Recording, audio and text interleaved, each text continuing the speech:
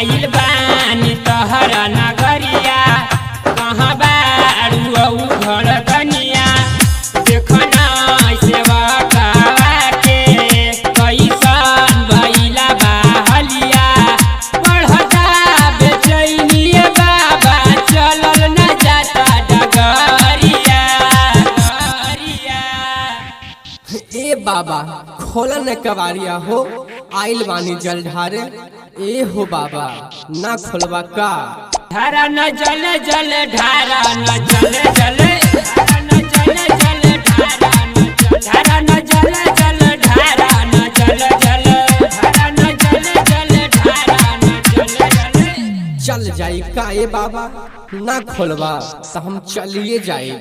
सुना ना चला न चला जल्दी बाबा के दुआरिया हो चला न चला जल्दी बाबा के दुआरिया हो कन्हवा पे कामर लेके आई तोर दुआरिया हो कन्हवा पे कामर लेके आइल बानी ए बाबा खोल दना।